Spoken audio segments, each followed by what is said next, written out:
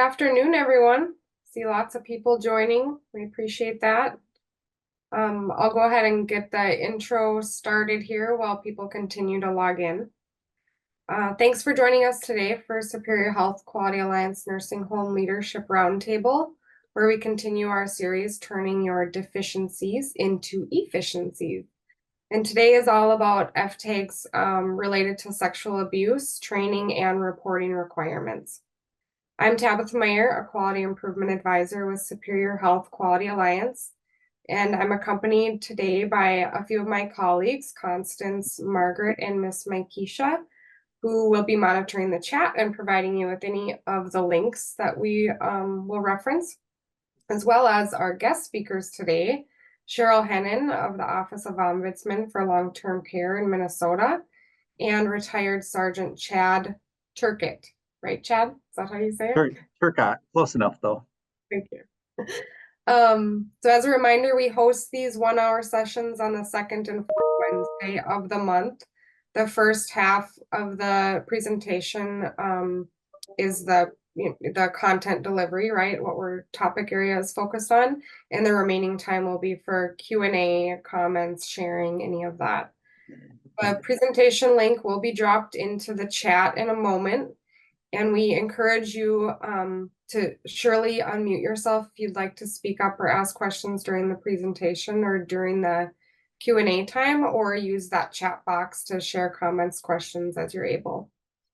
As at the end of the event today, we'll also put a link in the chat that will just take a minute or two to complete, related to evaluating the session today. And we really appreciate your feedback. We value your responses, and we use them to help give you a better experience going forward. So we really appreciate all of the feedback you've provided so far, and we hope that you continue to do that for us. So we're going to start off today's presentation with a few slides on updates related to immunizations, and you can go ahead and get started, Mikesha, when you're able. So just a few immunization updates. If you don't mind going to the next slide. We're going to review the 2024 to 2025 COVID-19 recommendations, discuss best practices in achieving increased vaccination acceptance, explore practical tips for increasing vaccine compliance, and share vaccination resources. So for everyone, I apologize. Everyone aged 6 months and older should get one COVID-19 vaccine. So people who recently had a COVID-19 infection can delay the COVID-19 vaccination by 3 months. It is your choice to do it as a delay for up to 3 months, but you can do it earlier if you would like. People who received a 23-24 COVID-19 vaccine can delay it by 2 months before receiving the 24-25 COVID-19 vaccine. And for people aged 65 years and older, an additional COVID-19 vaccine dose is not currently recommended unless you are moderately or severely immune compromised. Again, this is what we have the information for today. It could change, so make sure that you're looking at these recommendations. Next slide, please. So, so for our NHSN reporting, Q3 is from July 1st through September 29th. So you want to follow the 23-24 COVID-19 up-to-date recommendations, and then Q4 reporting period is to be announced. Vaccine compliance best practices and practical tips. So when we talk about these vaccine compliances and you have questions with your families and so forth, you want to make sure that you are providing the vaccines as soon as you are able to get it from your pharmacy, being able to follow your medical director and your county health department recommendations as well, and being able to make sure you're documenting and having your consents completed in a timely manner. And here are some of our resources. All right, thank you. And so with that, additionally, I just want to add, if you have any questions or need any help with any of the requirements or the changing definition of up to date, feel free to reach out to us. We do have an email address. Remind me, Mikesha, is it immunizations@superiorhealth.org? Yeah, so I'll put the link in the chat. Perfect. So you can email that inbox if you have any questions about this information or other information related to vaccines, not just for COVID, but for any vaccines. So feel free to reach out. All right, we'll go ahead and get started. Cheryl and Chad, take it away. Thank you, Tabitha. Thank you, staff. And I note 38 people. And I am very grateful for we are very grateful for your time today. I will introduce myself, give you a little bit of my background, and then I'll toss it to Chad, and then we'll start on the slides. I'm Cheryl Hennon, the State Long-Term Care Ombudsman. I have been with this office since 2004. I did start in the field, which means I had a regional assignment at the side of many good providers out there providing care, as well as I refer to our folks as our everyday heroes that are in need of long-term care services and support. Prior to that, I worked on within the state on waiver programs and policy, and other duties. My mother's brother had a severe accident that rendered him paralyzed from the waist down. He had other needs, and at the time, I did not always correctly pronounce ombudsman, let alone know what one did. So it would be at that juncture with his problems that we had a regional ombudsman working with us. So I'm grateful for this opportunity to serve Minnesotans in this current capacity. And I'll pass it over to Mr. Turcott. Hello, like you said, I'm Chad Turcott. I am retired from law enforcement and couldn't stop working, so now I'm working for a gaming regulatory authority, and I am in charge of 2 different surveillance rooms at 2 different casinos within Minnesota. I'm part of this because while I was working in Pequot Lakes as a police officer, I've been in law enforcement for almost 20 years.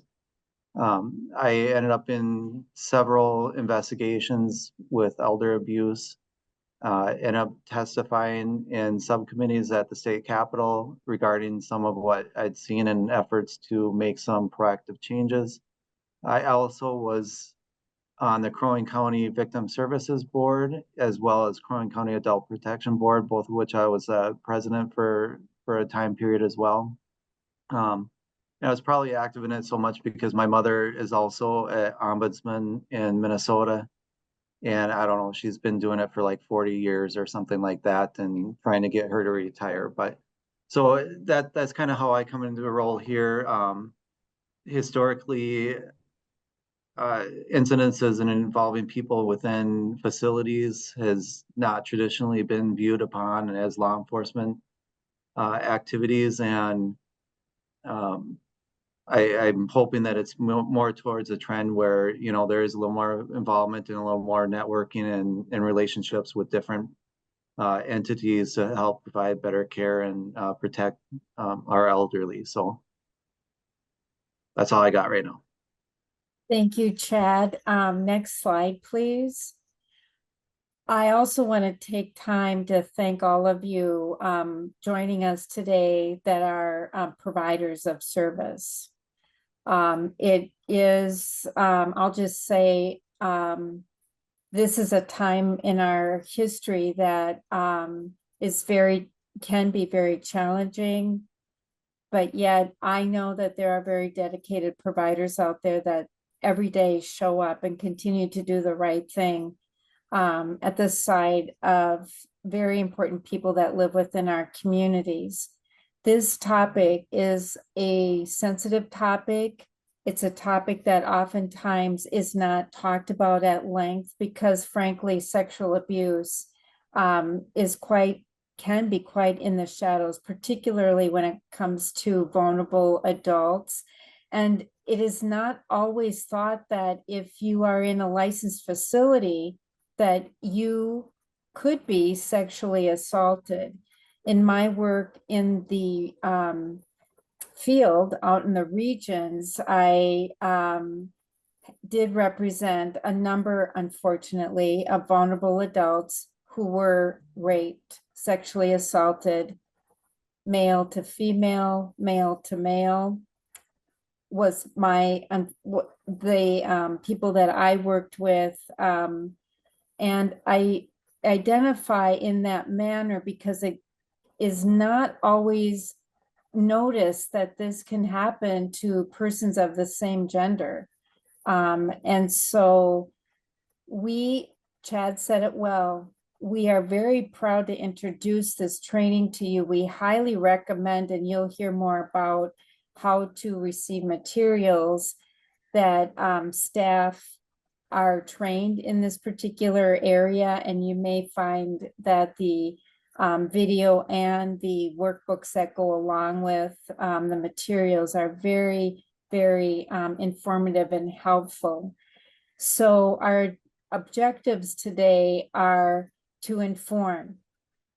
And the objectives that you see here include how much of a scope we hope to reach, family members, community members, others. I can tell you that originally, so this training was completed, I believe, around 2019. We had in our plans to go out statewide and take this out on the road, and about 3 or 4 of us would present to providers. Then COVID hit, so we were unable to do that. You will learn, your participants, as we hope you carry this forward, will learn how to prevent, identify, and respond to sexual abuse, as well as you will hopefully see how professional the training videos were produced, and the wide variety of people, professionals in different, with different responsibilities, were willing to dedicate their time in this project. Next slide, please. So how did we fund this? Where did we get the money to put together the training? Next slide, please. Sorry, it's just, Oh, there we go. Did it I'm go? sorry. Thank you, Tabitha. So the funding for the project was provided through the Civil Monetary Penalty Initiative. And those of you working within the industry may be familiar with civil monetary penalty. I recall this was a cross divisional type effort. I met with and developed in collaboration with Nursing Facility Rates and Policy, which is a department within the Human Services. And we talked about how we were all in to present CMS, Center for Medicare and Medicaid Services, with this project, because ultimately at that level is where the projects are approved and funded. CMP are fines assessed to nursing facilities that are out of compliance with federal Medicaid regulations. And then the monies, there is specific criteria that you must describe in full detail how the money will be used to protect or improve the health, welfare, and safety of people living in nursing homes. So this is only, so the money was directed only to nursing home training. However, the training that you will be introduced to, I suggest is well placed for staff that work within assisted living and other settings. So the materials, and we'll get to that down the road, include 2 30-minute training videos, participant guides, and then you will get to view the shorter video to give you a sense of what the training is like. Next slide, please. I talked about the very nice, robust variety of subject matter experts who contributed wonderful time to putting this together, including Mr. Turcott. You see him up in it's my left-hand corner. The people, and I am on the slide, but the nice, robust variety of professionals that would come forward include a director of nursing, 2 sexual assault nurse examiners or SANE nurses, a county prosecutor, doctor, psychologist, and an attorney, an employment attorney. So again, this is those of us really, truly directly involved providing this training. In the middle, next to my picture, is the actual family member, daughter, that you will now be introduced to on the training video. This is a short clip of one of the videos that could be used, is used for resident and family council discussions.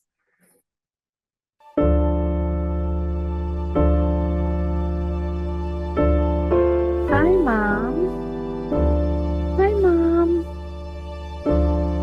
How are you feeling today? My mother was born in Jakarta, Indonesia in 1931.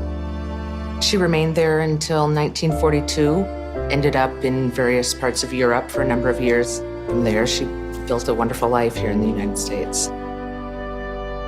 We moved her into initially kind of a senior living apartment building, so there wasn't any assistance, but she was fine there for a while.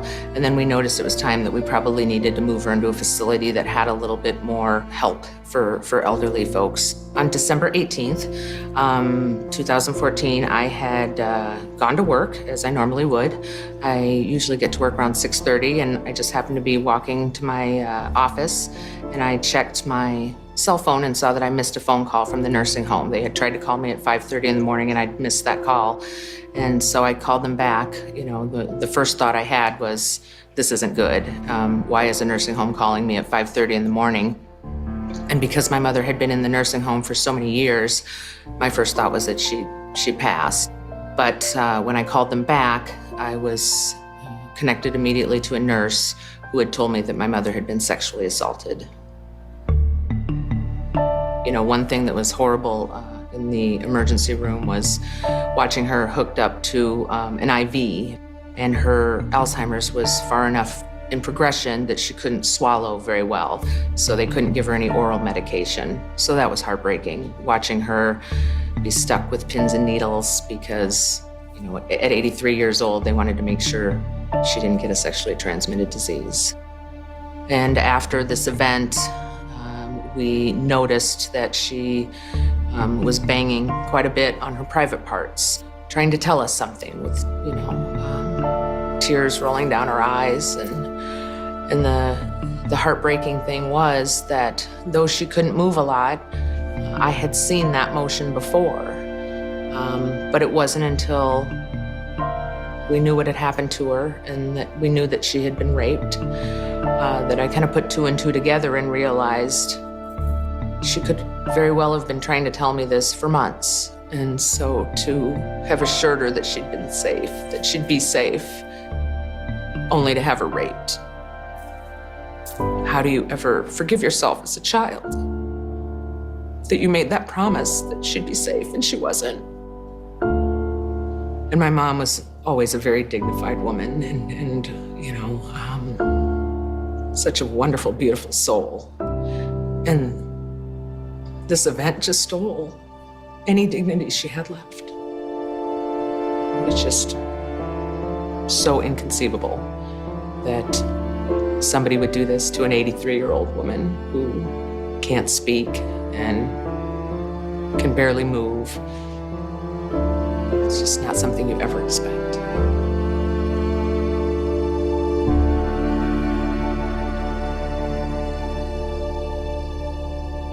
It is a crime for a caregiver, staff person, or anyone employed in a care facility to engage in sexual contact or penetration with a resident in the facility. The sexual abuser preys on the individual that can't say something, that can't call attention to the fact that they've been abused. So we look for soft signs of abuse. Soft signs of abuse is any time that you see a resident changing from how they were behaving before. Pay attention to why are they doing it that way. We do this with our pets. We do this with our children. They maybe can't put words to it. We go, something's wrong. We're also looking for staff who are territorial maybe with a resident. They volunteer to always care for that resident. They volunteer to care for that resident behind a closed door. And maybe they're in there for an excessive period of time. Is there a specific caregiver that continually wants to provide care? And then are they making choices for timing or interventions that are different than the normal for that resident?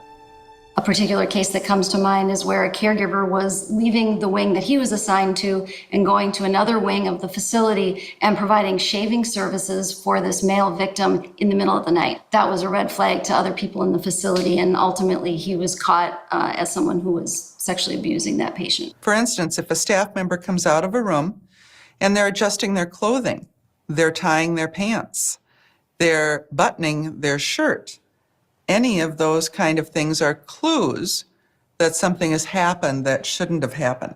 There's all kinds of boundary violations that can occur. It can be standing too close to somebody. It could be flirting. It could be using endearing names to a resident, calling somebody honey, that sort of thing. It can be bringing in gifts. Maybe there are interactions that we see with a staff member or a resident where they're always together, or maybe they always have an arm draped around them, or maybe they're always complimenting them on how they look, on their clothing. We need to be aware that those are indicators that maybe there's an unhealthy relationship there, and that unhealthy relationship could be a sexual abuse relationship.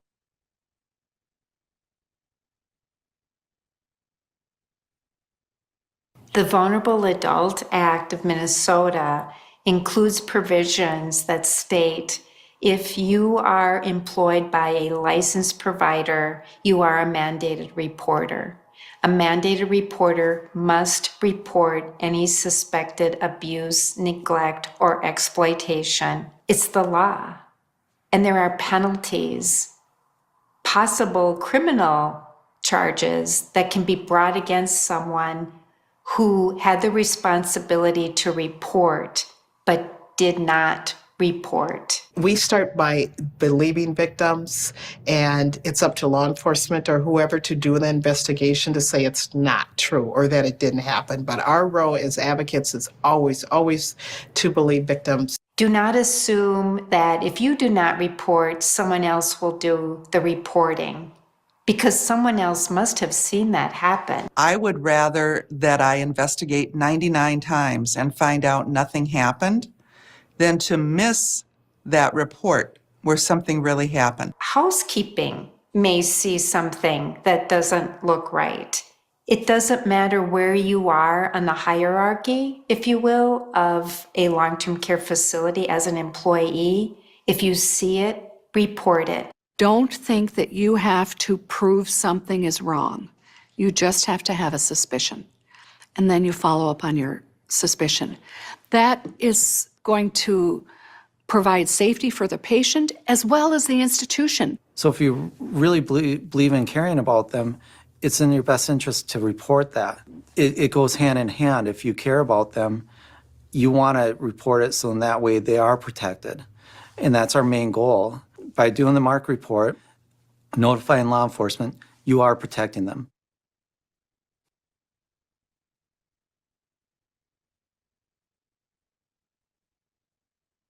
If your employees are fearful of communicating information to you, if they have fear of their fellow staff members, that they can't report something for fear they'll be retaliated against, if they have fear of the management staff not believing them, if they're silent about the needs of the resident, there can be an undercurrent of abuse. The culture of silence also is created because sometimes, let's say it's a resident, they don't necessarily believe that anybody's going to do anything about it, or they're afraid that they won't be believed.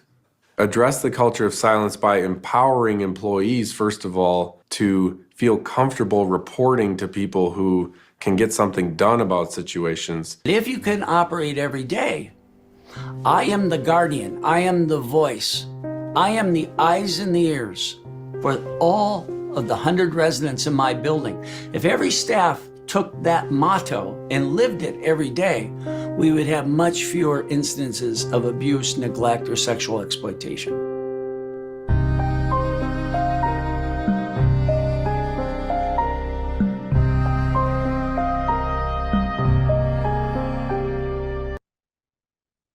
Okay, we're going to take you through very quickly because we don't have a lot of time. So this is going to be kind of condensed. May 18th to 2016, we had a staff member that had sexually assaulted a resident with Alzheimer's. Basically, I'm trying to condense it, but give you enough information. A staff member had gone into a room that they normally check. As soon as they opened up the door, they observed a male staff member jump off the bed where the female victim had been laying down in bed because it's evening time when the people are supposed to be sleeping. As he jumped down, he quickly pulled his pants up, zipped them up and buttoned them, and mumbled something under his breath, but the other worker couldn't quite understand him and quickly walked out of the room. The only thing that the one staff member could hear is, "It's not what it looks like." So that triggered some red flags for the witness. And that witness immediately notified their management, which is a good thing to do, to let people know. But unfortunately, in this case study here, things kind of took turn for the worse, that kind of had a bad outcome, or not as positive outcome for the family or anybody involved. And some key points that we'll go over that we want to prevent and try and make better for the future to help protect people. So what happened is they contacted their staff in this particular facility, due to the amount of investigations and everything down there. A lot of the staff was not allowed to call emergency services. The directive in-house was, if there's a fire, for example, you have to call management before calling the fire department. So things were not that great. And so as a result, the management was notified, but then the suspect was allowed free access to the facility. This is at nighttime, so there's only two people working, and the perpetrator was allowed to go wherever they wanted, do whatever they wanted, including having access with the victim after he was caught with the victim. So there was no supervision of this person who did assault the victim, and there was nobody taking care of the victim in this manner. They just kind of left her in her room by herself and went out about their business. And that continued on for far too long. Meanwhile, nobody was checking on the victim. Law enforcement not notified. So eventually, management had enough people online, and they called the suspect in, talked to him on the phone conference, just all in-house again. And of course, the suspect says, "No, nothing happened, nothing wrong. I shouldn't be talked to about this," and such. But ultimately, management did send the suspect home. Meanwhile, at the time, there was no registered nurse on site or anything like that. So next slide, please. So this is some of what happened. Management's decision and directive towards their staff was to wash and clean up the victim. And on here, we have 2 to 3 times. That's because we don't exactly know how many times she was washed after management was notified of this assault. We'll get to it later, but we do know the suspect did wash the victim at least once.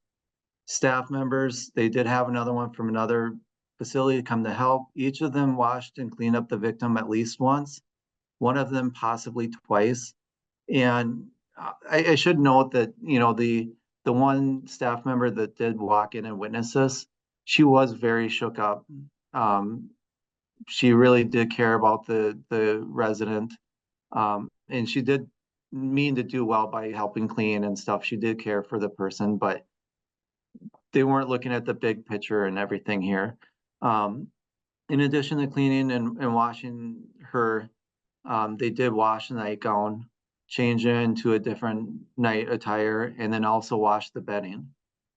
So in all, basically what's happening is the facility made the decision to let's clean up the crime scene, if you will. From a law enforcement perspective, that's how I view it. You're taking and you're cleaning up the victim who was sexually assaulted, changing all her clothing and changing the bedding. So there's nothing there left when we get there. And then the towels from where the victim was cleaned, all the wash rags and everything, those were later found in the washing machine. Again, all of this is happening before law enforcement response, and no one is still checked on the victim. Yes, they were washing her and changing her and stuff like that, but nobody did an assessment to find out what kind of injuries does she have? What kind of care do we need to provide for her? Yes, she has Alzheimer's, but she still suffers and she still has pain, where we need to try and get her help. So unfortunately, all of this stuff was going on. And yes, in this presentation, since we're dealing with time constraints, it sounded like it's a short time period, but really it did go on for a little bit longer. Next slide, please. So where we came into it was over 2 hours later. On here, I say 2 hours it's a nice round number. It was over 2 hours before law enforcement was called. We were the first call on it, obviously, but that's a long time to go for a victim of sexual assault to not have any assessment or treatment done for her, as well as it was over an hour where the suspect was allowed free range of the facility where that particular victim was still at, being unsupervised and uncared for, as well as a number of other residents. So there's a lot of concern here. So our response in law enforcement is obviously different than care providers and different than ambulance and doctors and stuff. What our main function was, we get notified of the call. We obviously know who the suspect is because property told us, or the facility told us. Sorry, my current job and property and this is, I'm mixing the words up, but so we knew who the person was. And before we had all the information, we put out an alert so we could have other law enforcement agencies look for this person so we can stop and talk to them while we're gathering evidence at the facility. That was successful. The suspect was stopped. The unfortunate aspect of it, due to the time frame of our being notified, that suspect had enough time to drive home, shower, put his clothes in the washing machine, have the washing machine started and actually running, and then put on new clothes and leave the house before we even could contact him. And this is harmful to us because now any evidence of the victim being on him or his clothing is gone, because of the large time frame between when management was told of this observed sexual assault and when law enforcement was contacted. Our other priority as well that coincided with getting out the alert for that was to call the ambulance, have that victim transported to the hospital where she could be evaluated and have an exam, not just for the sexual assault exam, but also for her condition, to make sure that she was in as good a condition as can be considering the circumstances, because we didn't know what kind of injuries she may have sustained. And at this point, there was still no assessment done to find out what kind of injuries she may or may not have. So she was down there getting that taken care of.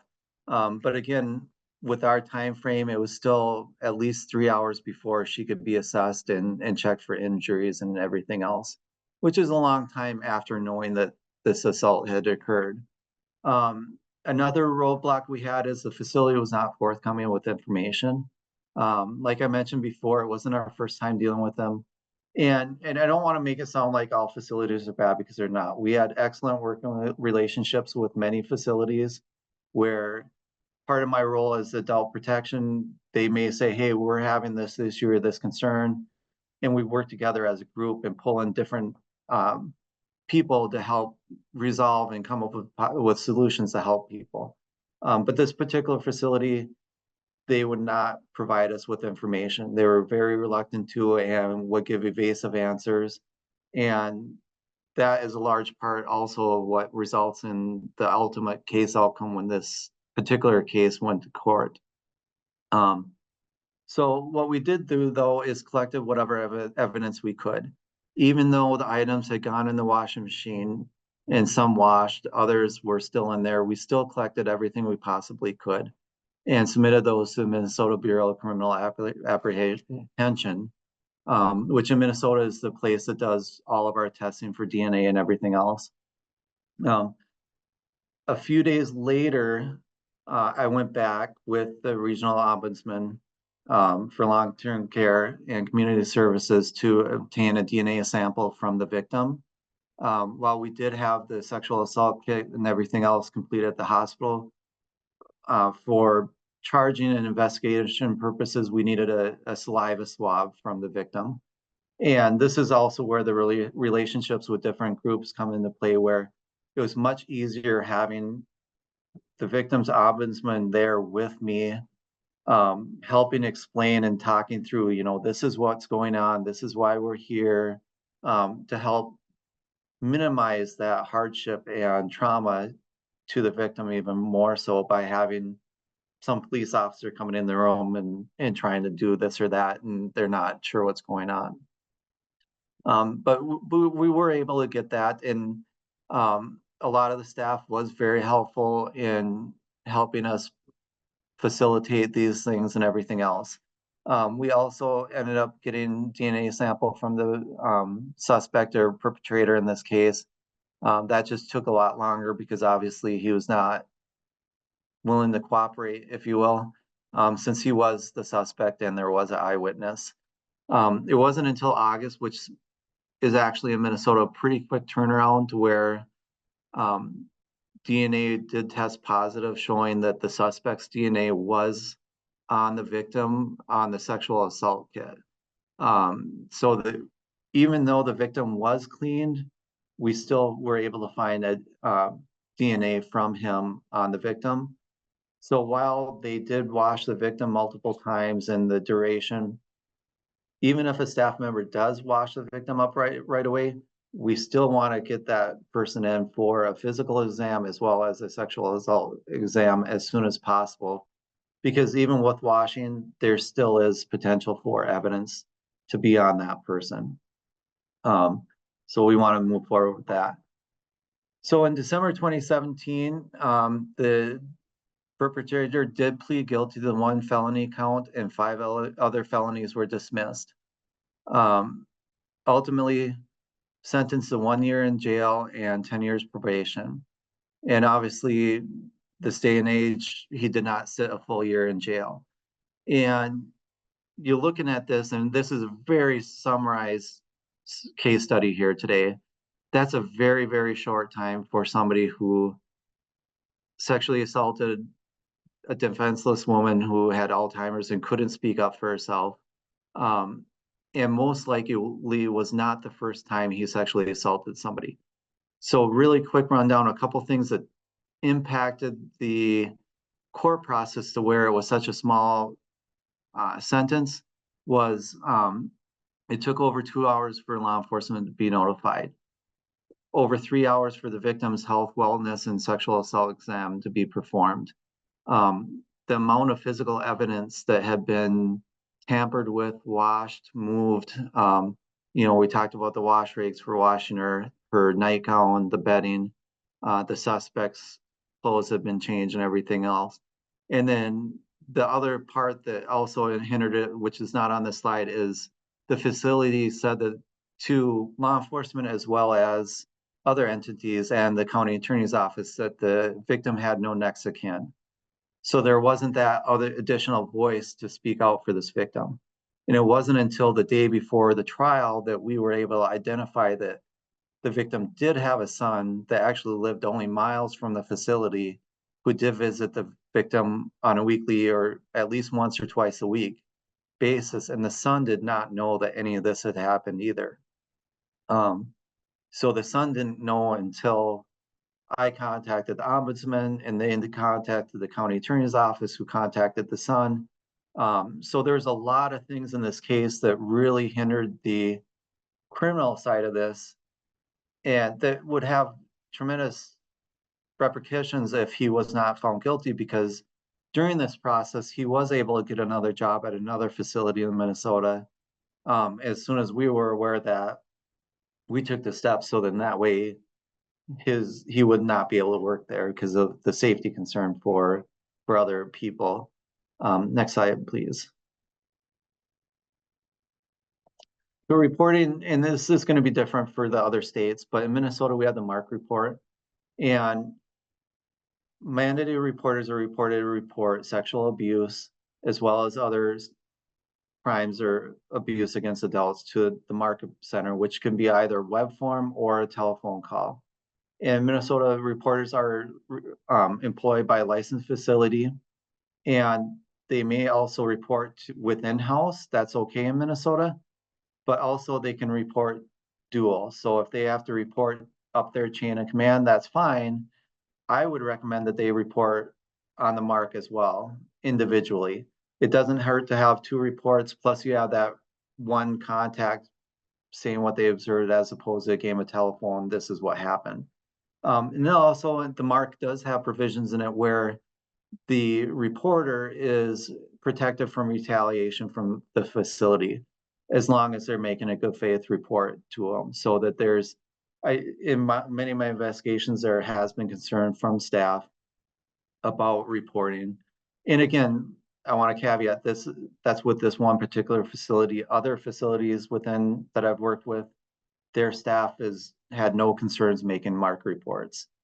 So it's more of an in-house internal thing. You can go to the next slide, please. Thank you, Chad. Very much appreciate. And this, as Chad said, is a condensed version of a case that he was very much involved in, not the individual in the video, a separate one. So I list on this slide facts.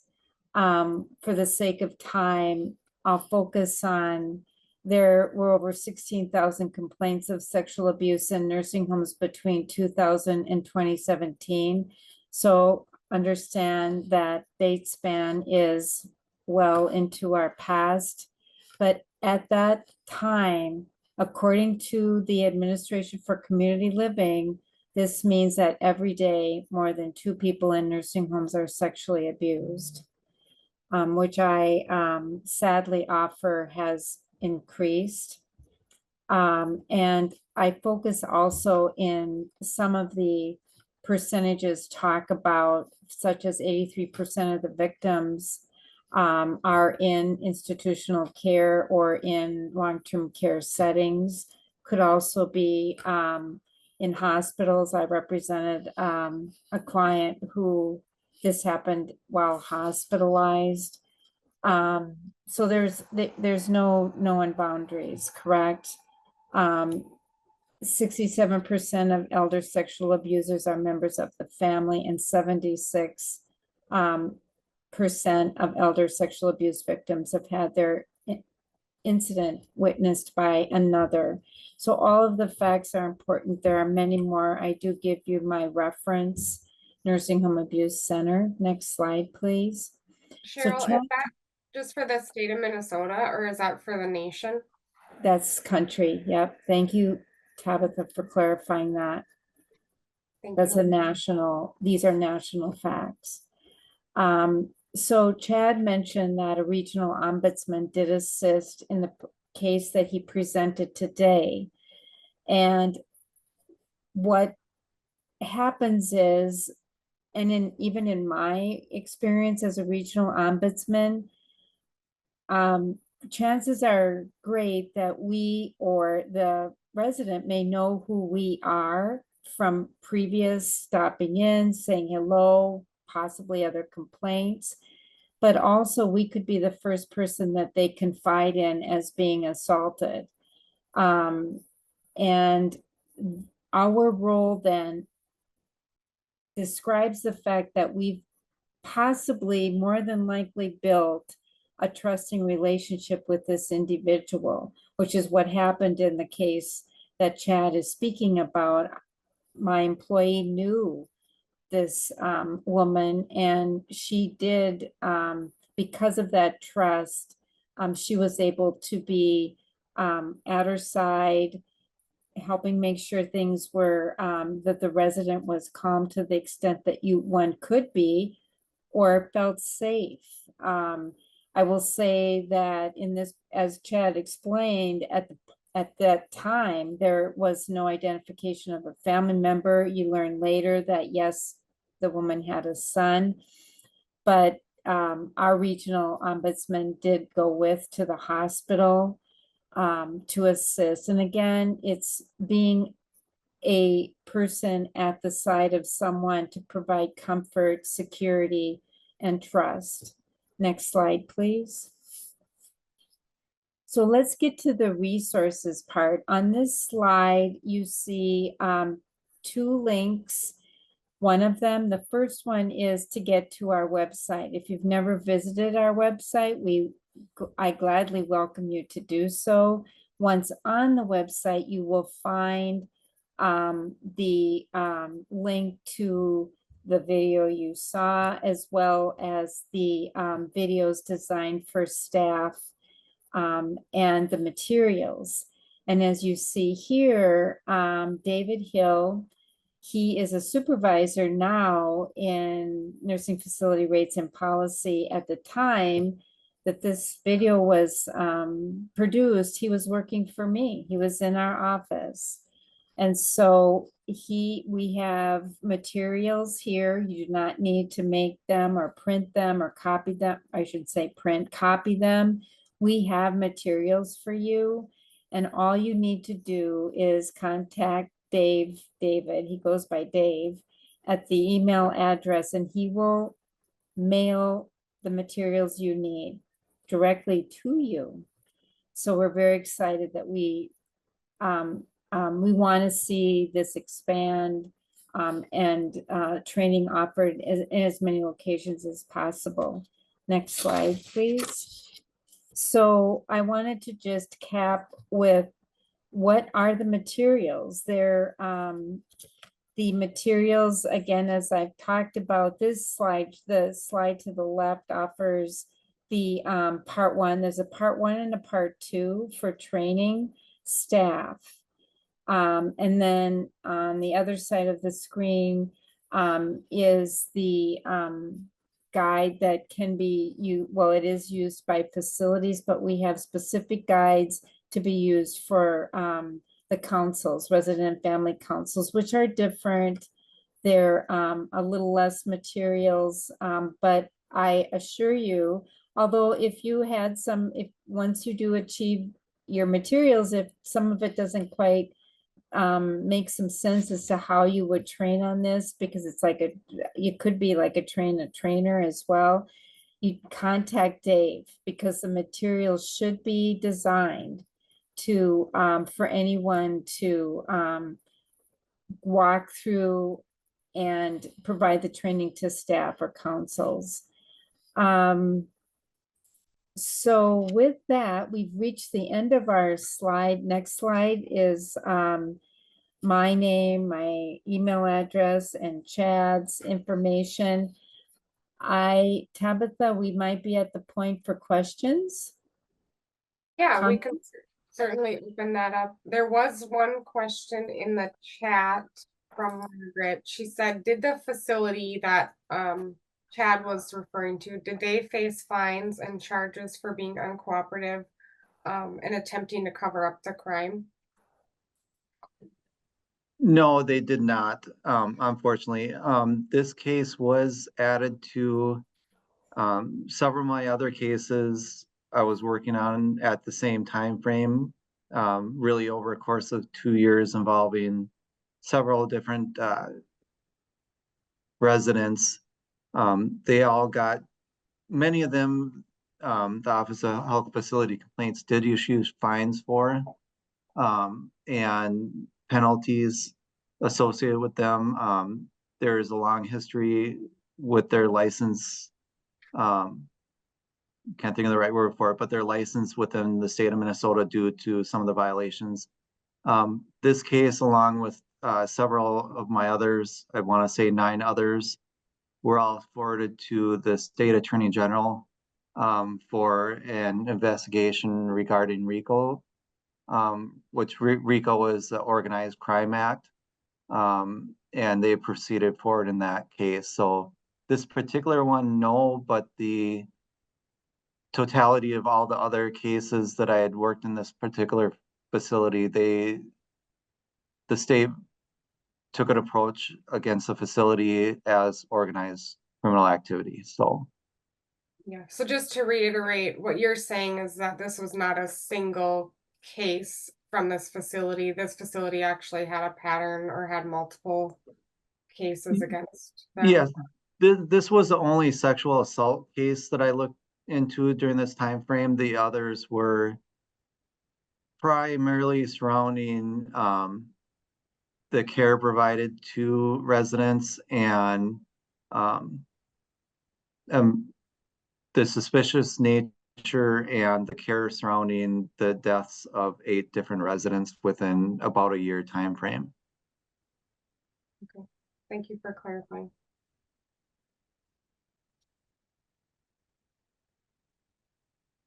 Any other questions from the group here? You can certainly chat them in and I can say them out loud, or you can unmute yourself if you'd like.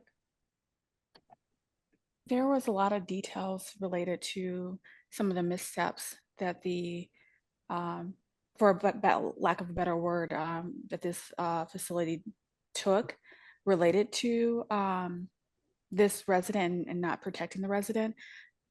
So when we talk about how this facility is able to move forward after this, was there some corrective measures that they had to put in place? Do we know some of the outcomes that they had to show in order to protect the rest of the residents and not have the same patterns? I don't want to step on your toes, Cheryl, so if I go too far and you want to chime in, just let me know. But as a result on this, yes, law enforcement was at the facility on a very, very regular basis. Many people said I just had an office there because I was there so much. I know OFHC, they did monitor quite extensively, and they were there on a much more frequent basis. There were restrictions put in place, including a couple of restrictions as far as personnel and their involvement on daily activities within the facility and what they could and couldn't do. If I'm correct, one person was not allowed to be there anymore. So there was some stuff put in place, and I know OFHC or OHFC did monitor them much closer. I'm assuming due to some internal checks that they were now reviewing for their licensing, and at what point would they move forward with that. I know we did have conversation, Cheryl and I, and a few others regarding steps moving forward as far as licensure impact, how to ensure quality care for the residents, as well as worst case scenario if we were to have to shut the facility down. I'll just add to that, Chad, that so I didn't, I apologize, didn't take the time to look back on history because I know that there were reports made to OHFC. And a separate track is what Chad was describing in terms of charges against the man who committed the crime. And so as both tracks would move forward, I believe that, and I have to look after we finish, but I believe that sexual assault was substantiated, but it was certainly what happens is they look at, is it the individual, and the facility did everything that they could. So in other words, it's an individual that is being charged versus then additionally, did the facility, of course, commit a number of missteps. And I know that that did happen. I don't have all of the detail as it was related to the number of times that OHFC was out there doing monitoring visits. And continually, there was a lot of attention placed on this particular location. And we worked with the Department of Health, meaning through my employee, that they too were out and then reporting back in terms of making sure that, for example, their emergency preparedness plan was in place and accurate, which every provider has. Should have, that would address this type of issue. So it's a very good question. What happened with the facility and the owners? I know that there was responsibility that they had to own up to and make changes, but I don't have all the detail today. Yeah. Well, we appreciate you sharing this information and the case study that was highlighted. So we have to wrap up here, but we do also have our Superior Health Connect platform. So if you are enrolled in that, go ahead and get on our Connect and we can continue talking about this topic or sharing resources on there. And if you're not enrolled, go ahead and click the link and you can sign up. It's super easy. And I guess that's the end of our slide, but there's also some information that a link Mykesha just put in the chat related to Vivint Health. Mykesha, did you want to say anything about that? I can, it's Constance. We just want to remind everybody that we have the Vivint Health health modules that can train your staff, or your residents, your families, or even community members if they are part of a community or a continuum of care. They are interactive education modules on RSV, COVID-19, influenza, and pneumonia vaccinations. And if you complete those activities or you're interested in a free mobile vaccination clinic, you can reach the email at immunizations@superiorhealthqa.org and request a free mobile vaccination clinic. This education and options are, the mobile vaccination clinics are ending soon. The mobile vaccination clinics end in November and the Vivint Health ends in October 31st. So we want to encourage you to fill those out, get those your education through your staff and your residents so that they can get up to date with the COVID-19 vaccinations for the updated versions. Thanks. Thank you very much. And thank you so much to Cheryl and Chad, as well as Mykesha and Constance, for sharing all that information about immunizations. And just before I let you go, again, I want to remind you to please take our evaluation form to inform us how we can do better. And our next event is scheduled for September 25th, a Wednesday at 12 p.m. to 1 p.m. Central. And we'll be continuing our series related to turning deficiencies into efficiencies with a session from one of our previous speakers, Blake Walters. And this session will focus on water management. And I think that was kind of based on the feedback that you all provided. So we really appreciate that. Thank you all for participating, and we're excited to see you again in a couple weeks. And you will see this recording available on our YouTube channel in time. So thank you so much, everybody.